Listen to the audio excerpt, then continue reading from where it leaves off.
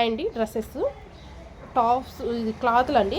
క్లాత్ని ఇట్లా స్టిచ్ చేయించుకున్నారు కస్టమర్. మంచి ఆనియన్ కలర్ అండి. ఆనియన్ కలర్కి ఇట్లా ఆర్గంజా టైప్ ఉంది. ఫ్యాబ్రిక్ వచ్చేసి నెక్ స్క్వేర్ నెక్ అండి.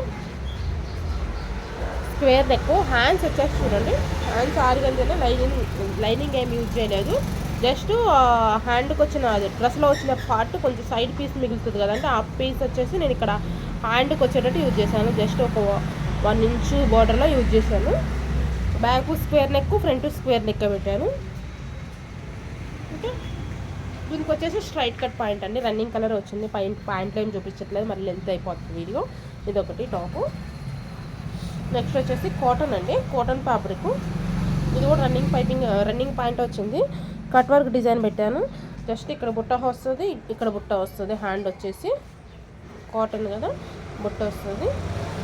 చాలా అంటే చాలా బాగుందండి. ఇది కూడా డ్రెస్ కలర్ డిజైన్ ఇట్లా వేస్ట్ కాకూడదని ఈ డిజైన్ ఇట్లా పెట్టేసేసా.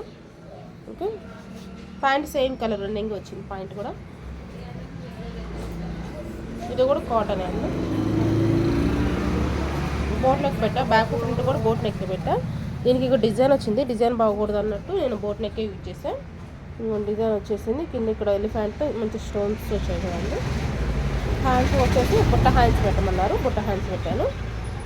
ఇట్లా బుట్ట హ్యాండ్స్, ఎల్బో బుట్ట అండి. Same running point. దీనికి కూడా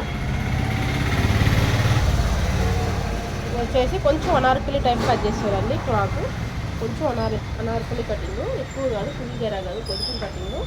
కింద వచ్చేసి మొత్తం థ్రెడ్ వర్క్ వచ్చింది చూడండి.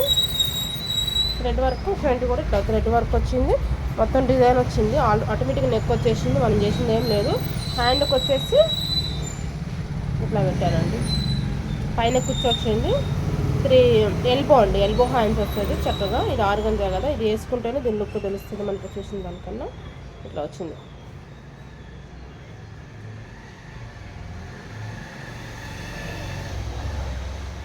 ఓకే, బ్యాక్ వచ్చేసి కొంచెం డీప్ నెక్, డోరీస్ ఒక 3 స్టెప్స్ పెట్టాను అంతే.